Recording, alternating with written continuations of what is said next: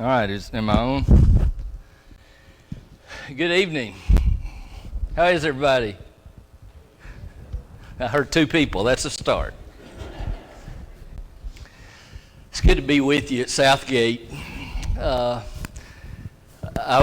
would far rather just turn this off and visit than I told David Thomas earlier tonight. I said, you know, there's so many people here at Southgate that I feel so close to, and that's very true. And so many of you I feel way closer to than is illustrated by the amount of time we spend together. You know what I mean by that? And that's kind of sad, but kind of just the way we operate these days. And so I truly am thankful for the opportunity to spend time with you at Southgate, and especially to spend time with people that I think greatly of. So thank you for having me, and I look forward to the next several weeks together. So I want to give a disclaimer as we begin. So the first 3 weeks we're going to be talking about parenting. And parenting is a very humbling thing to speak about. And in fact, several years ago, one of the members at West 7th came up to me and he said, "Barry, who do you know who is an expert on parenting? It sure would be good for us to have somebody to come and speak to us about parenting. Do you know anybody?" And I said, "Absolutely." And he said, "Who?" And I said, "Any 22-year-old that's married that doesn't have children." You know what I mean? And so as I do seminars and I talk, sometimes I'll talk about how oftentimes it is the case where a young couple will have read all the books, they will be extremely disciplined, they will have their first child who sleeps. Is that me? No, put it on my socks if I have to. You know, they will have that first child that is the rule abider. And they think, we are such good parents. What is so difficult about this? And then the second one comes along. You all are really going to be slow to get to work with me, aren't you? But that's true in many cases. Sometimes it's reversed. You may be sitting there thinking, no, I was the second one, the first one is the one. Well, my point is, oftentimes when we think we have it figured out and we have the answers and we know how it ought to be done, then something will happen to make us doubt that. And if we have had more than one child, we know that they're going to be different. If you have two that are exactly alike, even twins, you have an exception. And yours are pretty well alike, I think. And are we changing?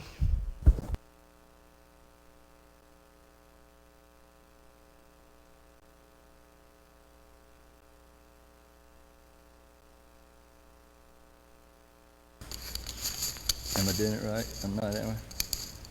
Are we good? Help me. That's why I don't like these things.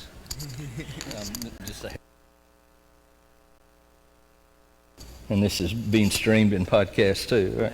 Okay. All right. Good. Thank you. So do I need to start all over? No. But you know my point. My point is that who has it all figured out? And who has all the answers? Well, Tina and I are very proud of Carter and Haley, and we were challenged as parents. We never had it all figured out. And sometimes things worked well, sometimes things did not work well. And it is the case that when you get away from it and step back and look back over your years of parenting, you realize there are a lot of things that you would do differently. Now, the other thing I want to say is this. I don't claim to be an expert, but I want to tell you, I have seen a lot. If you spend 10 years pretty much full-time in the counseling room, as I have done the last 10 years, you learn a lot. If you spend many years as Dean of Students at Freed-Hardeman and deal with all of the students, and especially when you know their families, you start to get an idea of what has worked well and what the trends are. And so I do think I've seen some things that I'll share with you that will be helpful. Now, tonight, most of what I share is not anything that a person in here doesn't already know. But I hope that I can emphasize what it's like to be young parents in a way that those of us who are young parents and are at that stage in life will be reminded of things that matter. And so tonight we're talking about parenting challenges, what happens when babies come along, and I always want to start with what God has to say. And so a verse that we'll see the next 3 weeks, tonight included, is from Psalm 127, verses 3 to 5. And if you don't believe this verse, ask anybody who ever wanted children so badly but couldn't have them. And it's difficult partly for me to speak on this topic as I go from place to place, realizing that it's very likely that this is a very difficult topic and a touchy topic for some who wanted children so badly, but for whatever reason were not able to have children. But the psalmist said, children are a heritage from the Lord, offspring, a reward from Him. Like arrows in the hands of a warrior are children born in one's youth. Blessed is the man whose quiver is full of them. But let's continue on. The wise man said, Proverbs 17, verse 6, children's children are the crown of old men, and the glory of children are their fathers. Now, let me tell you that there's an assumption in what we're seeing here, and the assumption is that we do family God's way. And when we don't do family God's way, then things start getting messed up. And some of these statements are not, inspired statements are not necessarily true when we choose to get off God's path and do it ourselves. But for those of us who are grandparents, we understand the wise man's statement here in Proverbs 17. Isaiah 54 and verse 13, all your children will be taught by the Lord, and when they are, great is the peace. And the thing I like about this verse is what I just said. When we do it God's way, things seem to work so much better. When we step off of God's path and start driving ourselves and act as though we know better, then things get messed up pretty easily and pretty quickly. So this one's one that's a little dangerous for me to deal with, but I'll deal with it anyway. John 16, verse 21, a woman giving birth to a child has pain because her time has come, but when her baby is born, she forgets the anguish because of her joy that a child is born into the world. Now, I'm not even going to start to deal with the first part of this. I know better. But the point here is very clear, and that is what a blessing children are from the Lord. And I love this passage. There's a history behind this verse for me, because back in the day as a student at Freed-Hardeman, when we had to memorize 150 memory verses each semester, and inflation caused that number to go down through the years, several of us have done that. However, Brother Hufford, one of the Huffords, taught us Deuteronomy, maybe it was the Pentateuch, I don't remember, but I remember very clearly how Brother Hufford had us memorize this verse, or these verses in this section. And I love the thought, and they're so applicable today. And Israel was taught that they were to put the laws of God before the eyes of their children. They were to talk of them when they sat down, when they rise up, when they would lie down, when they would go here and there as frontlets before their eyes, put them on the doorpost, put them here and there. And the reminder that when we do it God's way, it's better. And there's more peace. And if we want our children to be faithful, the commands of God will matter so very much. And it is a scary thought to realize that God gives us the most important thing we will ever have and tells us to handle him or her carefully and wisely, but yet we have very little, or in some sense, no experience in doing that. And I want you to think about this next statement, maybe God doesn't let us realize how in the dark we are when we start. And if you think about it, and if you're like me through these parenting years, I want you to think about how if you were to do it now at this stage in life, how you would do a lot of things differently. Am I the only one that feels that way in here? No, I guarantee you not. That's also why we treat, one of the reasons, not the only, but one of the reasons why we treat our grandchildren different than our children. And our children go, who are you and what did you do with my dad? You know, Haley has said more than once, can't believe you let Charlie Kate put her hands on the wall. Charlie Kate can put her hands wherever she wants to.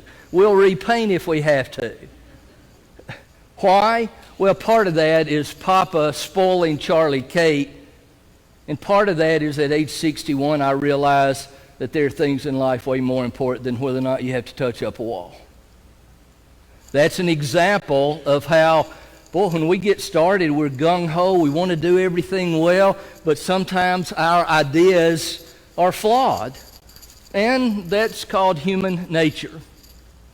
So as we talk tonight about this matter of what happens when babies come along, I can't help but to start with the marriage piece of that, and that is, how difficult it is when children come into the family for the marriage relationship to stay first. I was with a couple this afternoon, and in fact, I was with a wife actually this afternoon, late in the afternoon, and she made the statement, well, my husband has to understand that my children are going to come first, and that's the way it is. And I kind of cringed. And I don't even like talking about who comes first and who comes second, because those relationships are completely different. But I don't want either one of the relationships to suffer because of the other. And we'll talk more about that as we continue. But the first challenge, in many ways, is, all right, let's protect our relationship. And look at some of the statistics here. It is in research that typically when children come along, the relationship changes. From Fortune, May 2016, for around 30 years, researchers have studied how having children affects a marriage, and the results are conclusive. The relationship between spouses, once kids come along, got out of place. The results are conclusive. The relationship between spouses suffers once kids come along. Comparing couples with and without children, researchers found that the rate of the decline in the marriage relationship satisfaction is nearly twice as steep for those who have children than for childless couples. Well, that doesn't surprise us. In 4 weeks, I'll talk about the process of going from being married to waking up one day in coexistence, because life and children have taken us to the place where we're so consumed that we wake up one day and we go, we're not best friends anymore. We're not sharing as much. What happened? How did we lose that? And I believe that in 99% of marriages that happens to some degree, and it's those couples who realize it and do something about it who have the exceptional marriage, not those who never go there. Because it's trial and error. We learn as we go. But the point tonight is, do children change the family dynamic? Of course they do. And so many times new mothers will talk to me about their social isolation, becoming disconnected from friends and colleagues, how their world feels like it's shrinking. All of these changes lead to fundamental and long-lasting effects on new mothers' circle of support, including with their spouses. The easy example for this is the stay-at-home mother who gets around those who work outside the home. And we've all experienced that, no matter which side of the coin we are on or our spouses may have been on. That self-esteem issue is a very big dynamic, because the one who stays at home feels like, all I do is stay home and change dirty diapers. And I'm hearing my peers talk about advancing in their careers and this and that. Does all of that play into the marriage relationship and the family dynamic? Of course it does. However, also from Fortune, May 2016, the good news is while there is a challenge of maintaining a best friend relationship among husband and wife when children come along, and you can read this, and many of you are ahead of me, Fortune quotes their research that says, yeah, but in so many words, it's worth it because the benefit and the blessing of children is something that is so highly rated, we value it greatly. I agree with that. The good news, in my opinion, is that one doesn't have to suffer because of the other. Now, it's going to change. We have to learn to deal with the variables in that change. We can't just keep doing things the way we were doing them because things are very different now. However, it does take a lot of effort, and that's what we're talking about tonight. Those things that we have to do as we put forth effort. So tonight, for the rest of the time, and I realize you're going, uh-oh, we're in trouble. This is his introduction. Well, I'm going to try to be timely in what I do, but for the rest of the time tonight, we've got 5 challenges for couples who have new babies or young children at home in the transition to that phase of life. And what I will do is offer the challenge, I'll talk about it, and then I'll offer some suggestions, hopefully to help with the challenge. So, challenge number 1. I told you I wasn't going to say anything that surprised you that you didn't already know. Kids cost money. That surprise you? No, of course not. How much money? Well, look at this. We haven't even gotten them home from the hospital, and back in 19, and with inflation being what it is, wonder what that number would be today. But the average birth process for a Tennessee birth, $6,817.41. If you don't have insurance, that number's $12,500. If you have to have a C-section with insurance, you're still going to pay on average $10,000, or without $17,000. By the way, a few weeks ago I did a similar seminar in Idaho Falls, and I looked up the numbers for Idaho. It's amazing how much higher it is to have a baby in Tennessee than it is in Idaho. They live a little more simple in ways, even though the cost of some things out there are higher. But, yeah, obviously, immediately we have some cost effects. And so look at this number. I still don't know how to take this. I've used it for a long time. But adding a child represents major financial stress. The costs of raising a child, according to the U.S. Department of Agriculture, why are they the ones that study this? I still don't know. If it was the cost of getting a calf from birth to the sale barn, that would make sense to me, and I would probably appreciate it more. However, the statistic says the average cost, not counting college, $233,610, $250,000 per child. For those children who are here, you're worth more than you thought you were, aren't you? Now, I'm going to tell you, our family didn't do it this way. I don't know if you put all my salaries of 17 years together at Freed Hardeman, if it even equaled this or not. Maybe it did. I guess it did. However, that number seems a little high, but I use this to make the point, and the point is pretty easy for us to agree to, and that is, yeah, it is costly. And for those of us who get our children out of college, who get them off of our cell phone plan, the hardest thing in life to do, for those of us who finally get to that place in life, our expenses go down, and we realize that indeed this is the case. So the challenge is, how do we handle financial challenges when little ones come into our family? Now, I'm acting like I'm Dave Ramsey now, but again, it's not rocket science. Live on what you make. Live on what you make. Do not rely on credit, and especially credit cards.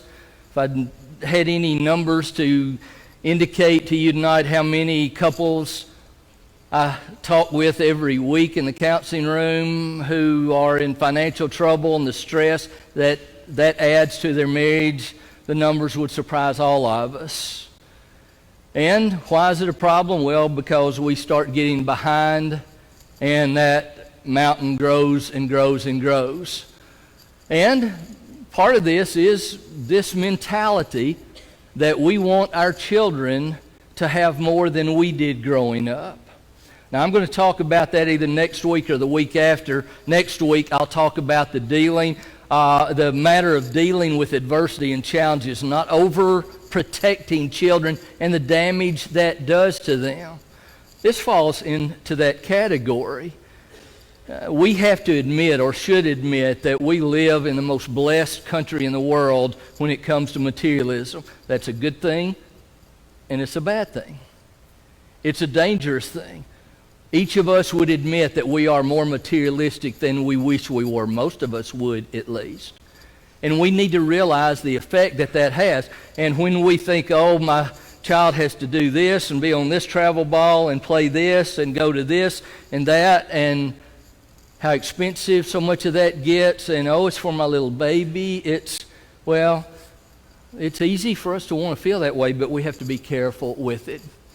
And number 3, just a practical suggestion. When I'm dealing with couples who are in financial trouble, I will ask them, who's the spender and who's the saver? Or who are the spenders and who are the savers? Oftentimes, and in fact in most marriages, one tends to be more tight or loose financially than the other one. And just a real country practical suggestion to deal with that is, if you agree with what I've said to this point and it's difficult and you need to be careful about it, let the one who's more conservative financially be the one that we used to say is in charge of the checkbook. Now, they're the one that has the password to the bank account now, I guess is how we would say that. But admit, yeah, I tend to spend more, and let the one who does it be in charge. Why? Because stress piles up when financial pressure comes.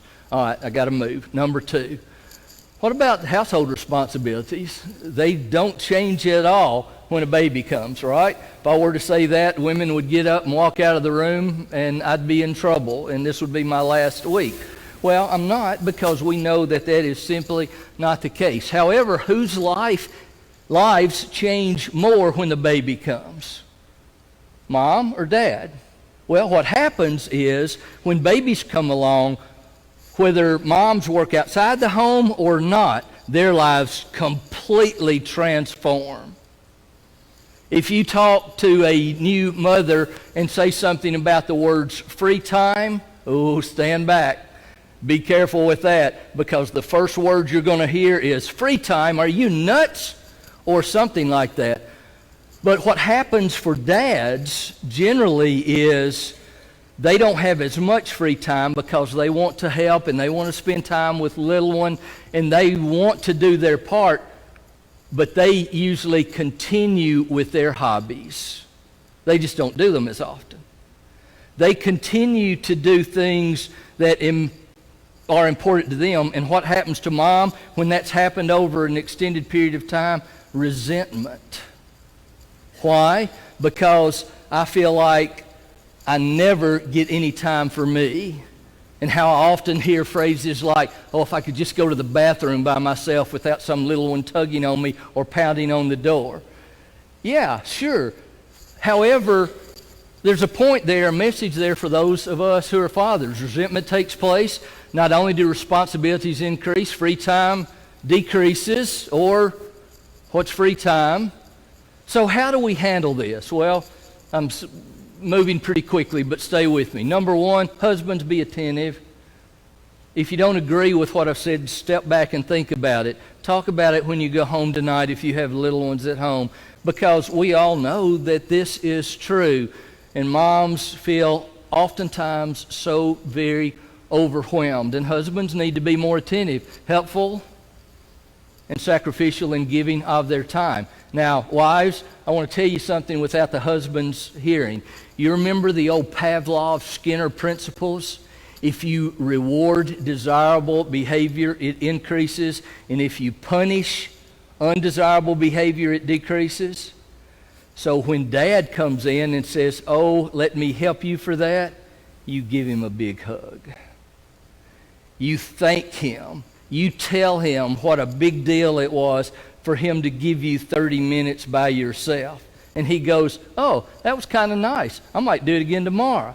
Well, I'm not sure the thinking is going to be that intentional, but even with lab rats, they get the point, right?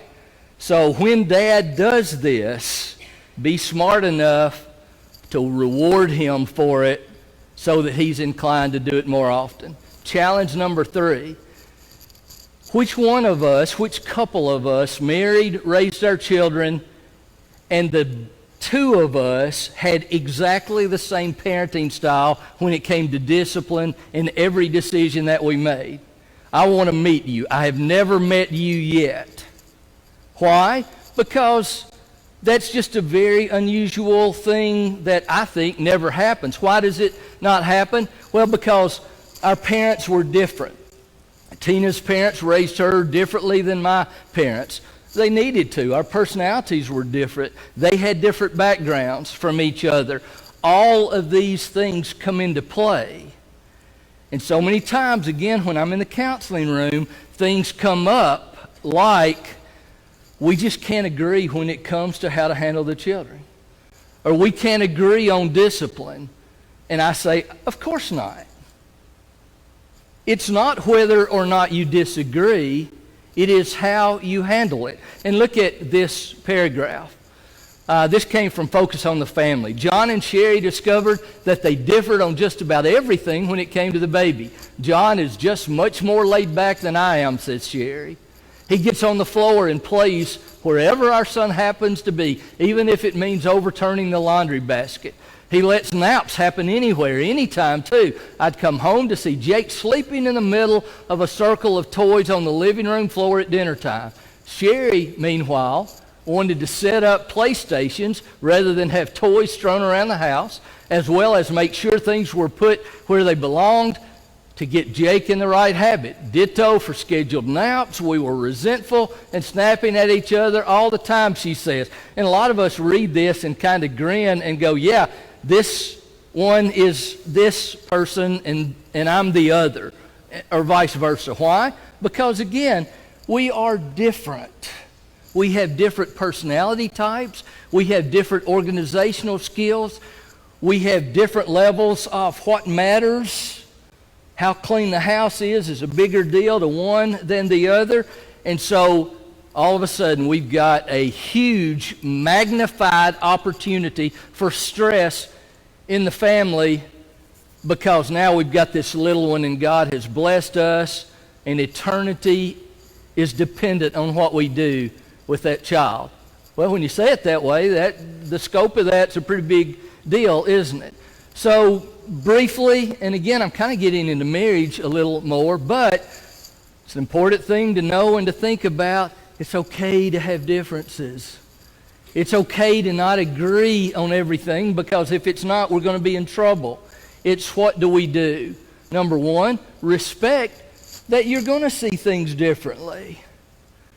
Everybody doesn't have to think just like I have it. We'll be driving down the road and we'll see a house painted a funny color, and Tina may say, "Can you believe they painted the house that color?" And I'll say, "I know it. I don't know why everybody's house doesn't look just like ours." And the point becomes pretty obvious in that aspect, and that is I recognize that it would be most vain for me to believe that everybody's opinion should always match mine. And when we look at it that way, it makes a lot of sense. However, when we're in the heat of the moment and stress is built up and she's wanting to spank and he's not, or she's wanting to be more regimented and he's not, or vice versa, then it's harder to so easily acknowledge that. But suggestion number 2, don't differ on discipline in front of the kids. They will recognize and play the two of you against each other 100% of the time.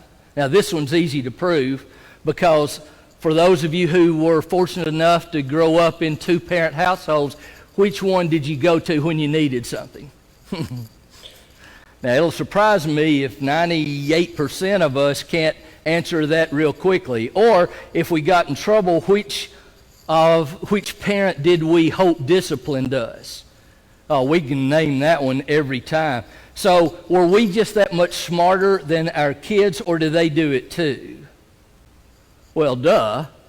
Not only do they do it too, I think they do it younger than we did for some developmental reasons. But what happens when we don't provide a united front to our kids, then they start playing us against each other. We don't always have to agree. I even think it's healthy to let our children know we don't always see things alike, but where that needs to stop is when it comes to the decision. We both agree. We both are on board. Why? So it doesn't feel like a you love me, you hate me scenario. It's easier said than done.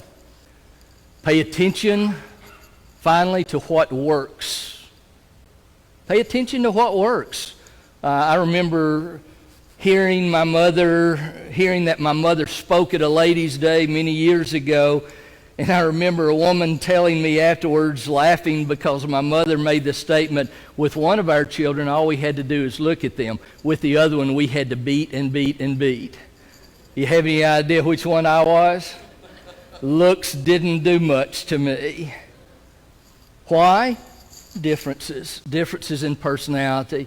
The difficulty comes when that first child is the rule abider to the point that you really don't have to have rules, and then the second one comes along that challenges, and with them then we have to have rules, and we have to threaten, and we have to do all this stuff, and they don't have to be very old before they start going, this is not fair. You don't treat me like you treated, and all of a sudden the self-esteem developmental stuff starts, and oh man, did we make the right decision by having children?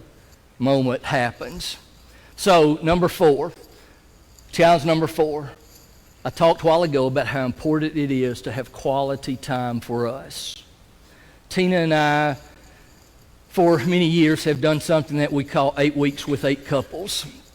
And for 8 Sunday nights or 8 Wednesday nights, we would meet, and it's possible that some of you were in some of those that we did a few years ago. We would meet with 8 couples, and we would go through a curriculum and try to help especially young couples.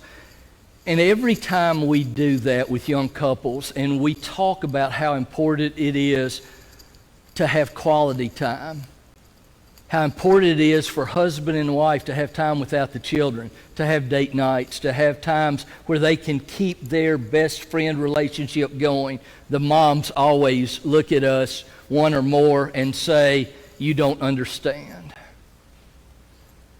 And we look back at them and we say, yes, we do. Because we got caught in that trap of not spending enough time with each other, trying so hard to please Freed Hardeman and Christian Chapel and Chester County Middle School and the Dixie Youth Program, and make enough money to keep Tina at home and doing all these things.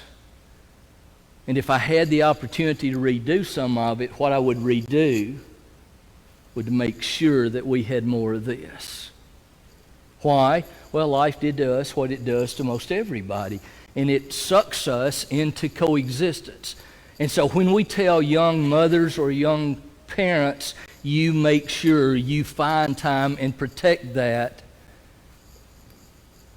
don't blow me away for saying that by coming back and saying you don't understand how very important it is. When we dated and were first married, we were still able to do our own thing. He would go out with the guys, and I with my girlfriends, and things were good. We both worked a lot, but now we're glued to each other and to the baby. But we also don't feel like we ever have any time together. Now, any couple with children 2 years old or under will look at this and go, it's exactly how I feel. There are several of you in this room. John told me yesterday, I forget how many, I forget the number he gave me. It was unbelievable, of those of you who have 2-year-olds or under that would be here on a Sunday morning. Wow, what a great thing for a church. I loved hearing that. But that also means you've got all these moms and dads who feel exactly like this. And as grandparents, it's important for us to help our children to have this. What are the suggestions? Number one, find time to connect. Just make it happen. Do whatever you have to do. Part of this, for some moms especially, involve moms accepting or admitting it's possible that somebody who keeps my baby for a little time won't break them. It's possible that they can survive for an hour without me. Now, for some, that's easy. For some, that's, take them all. Here, you want a couple of weeks? Would that be good? And for some, it is, no, what if you breathe on him? What if this happens? What if that happens? Well, if you're in that second category, find time. Because if you and Dad don't stay together or don't get along and don't show your child how to have a marriage that's safe and secure and trusting, then there's not much you can do for your child that would make it more difficult than that. Best thing we can do for our child is show them how to do family God's way. And sometimes it involves finding someone with children of comparable age and swap babysitting. When our first was born, we lived 400 miles away in Mobile. And we didn't have grandparents, not even close to the same town to rely on. And I remember us wrestling with who would we call, who do we feel good about. Well, one of the ways sometimes is find somebody in the same boat and get them to help. And such a big part of this that we'll talk more about as we continue is how important it is to not let your spiritual relationship go in this process. And finally, number 5, the big one. So what do we do about this matter of mom not feeling like or not having any free time? One mother said, caring for an infant is such an all-consuming task that in your free time, you're lucky to make it to the grocery store by yourself. Doing something purely for yourself can feel like an outrageous indulgence, but when you deny yourself or your partner free or downtime, you're likely to start resenting each other. At least half of us understand this, and I think truthfully the other half do as well. Oh, how important this is. So what do we do about it? So this is all pie in the sky stuff, right? I don't think it is. I think it's doable. Remember what I said early on, it's doable, but it takes effort. And if we continue to do the same thing that we've been doing and expect things to get better, well, what do we call that?